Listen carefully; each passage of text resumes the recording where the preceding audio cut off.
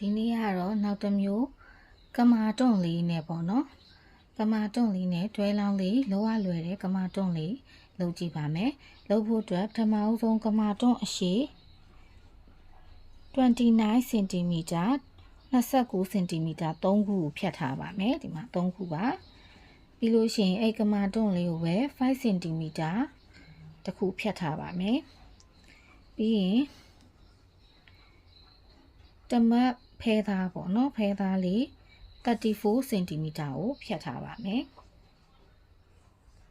အဲ့တော့ပထမဦးဆုံးမယ်ဆိုရင်ဒီအနားလေးတွေကိုမီးလိုက်တို့ထားမယ်ပေါ့နော်မီးလိုက်တို့ထားပြီးရင်သူ့ကိုလည်းတဝက်ချိုးမယ်တဝက်ချိုးပြီးတော့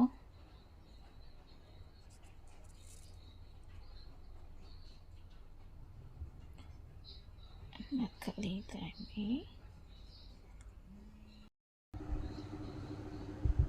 ဒီမှာတစ်ချက်သူ့တော့အတွတ်များများလေးလိုချင်လို့နည်းနည်းများများလေးထိုးမှာနော်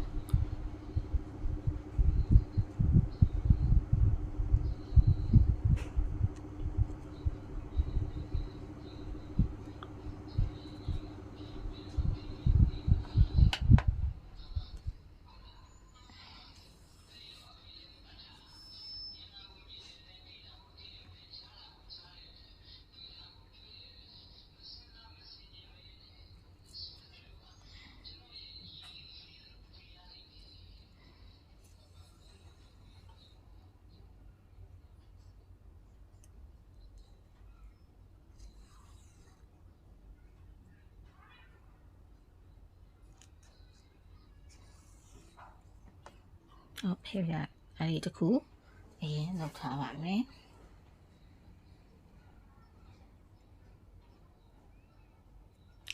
ဒီနောက်တစ်ခုကိုသူ့ကိုလည်းအလဲကအမှတ်လေးမှတ်တကယ်လို့ဒီဟာခေါင်းရိုးလေးမပေါ်လို့ရှင်ခေါင်းရိုးလေးမပေါ်လို့ရှင်လေပင်အပ်တူဖောင်းနဲ့တစ်ခုခုနဲ့လည်းမှတ်ထားပေးရတယ်နော်ဟာဒီမှာဒီလိုထက်ကလေးလို့ပြီးရင်ခုနအခလေးနဲ့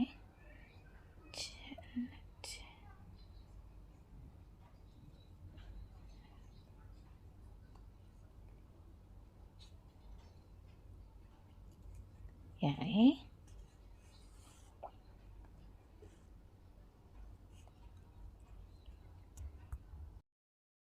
ပြီးရင်ဒီဖယ်ပြားလေးနှစ်ခုဒီလိုထပ်ထားပါဘောနော်ထပ်ထားပြီးတော့နှစ်ခုကိုလောက်တိလိုက်မယ်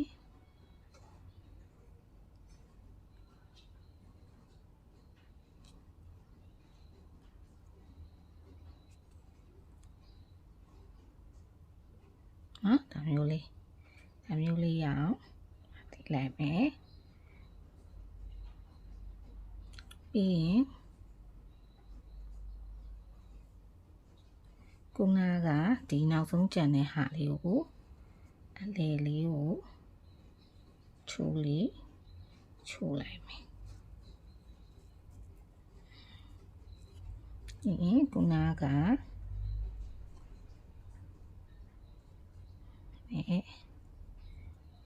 ဒီနဲ့အလဲကို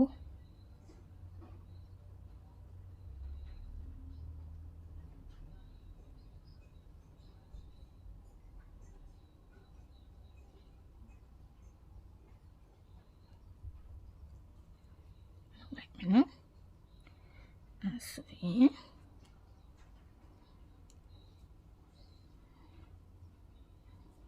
အမျိုးလေးရပါပြီ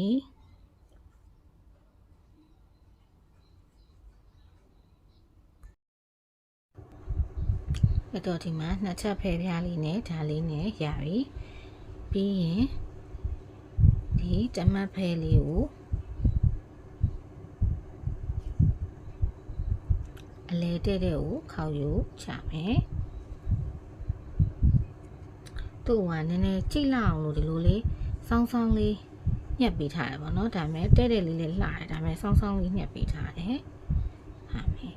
ဒီမှာအလဲချိုးပြီးသွားရင်သူ့ကိုဒီဘက်ကဟာကိုဒီလိုလေးလိုက်ပေါ့နော်ဒါဆိုဒီမှာဒီလိုလေးဖြစ်သွားပြီးရင်ဒီလိုလေးဖြစ်သွားပြီးဒါကျန်တဲ့ဟာကိုလည်းဒီလိုလေးယူလိုက်မယ်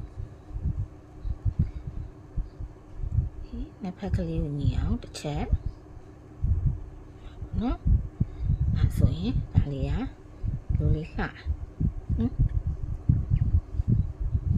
အဲ့ဒါလေးကိုအောက်ကနေပြီးတော့ဖွက်ပြီးတော့ဒါလေးနဲ့ထိုးမယ်နော်ထိုးပြီးသွားရင်သူ့ရဲ့အလယ်လေးမှာကတ်မယ်အလယ်လေးမှာကတ်ပြီးတော့ရနေပြီးတော့ဟိုတွေ့မယ်ပေါ့နော်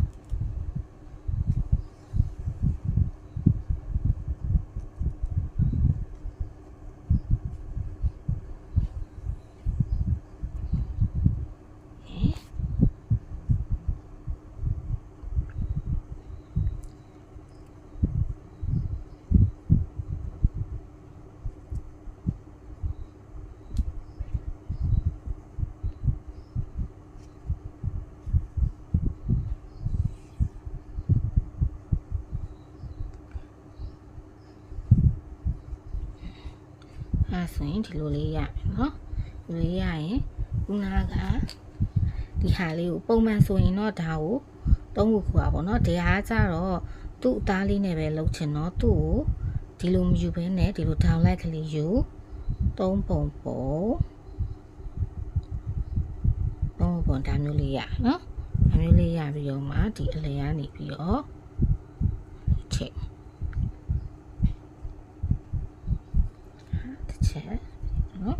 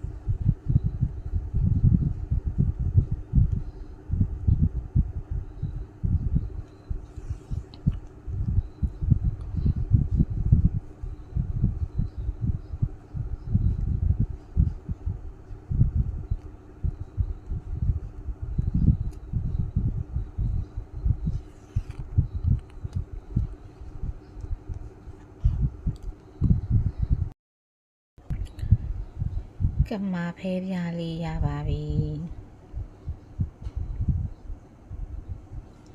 ဖဲပြားလေးရပြီနောက်ကလေးကိုလည်းဒီလိုတက်လဲဒီမှာကလစ်ကလေးပဲဖြစ်ဖြစ်ခေါင်းစည်းခွင်းလေးပဲဖြစ်ဖြစ်တက်ပြီးတော့လုပ်လို့ရပါတယ်ပြီးတော့ပိုလှသွားအောင်လို့ဒီမှာပလဲလုံးလေးကို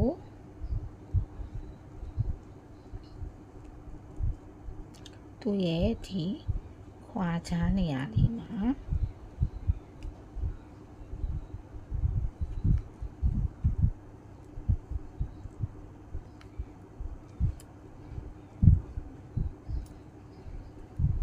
တက်လို့ရပါတယ်ဒီတိုင်းလေးလဲလှပြီးသားပေါ့နော်ဒါကတော့ပိုလှသွားအောင်လို့လုပ်ပေးတာပါ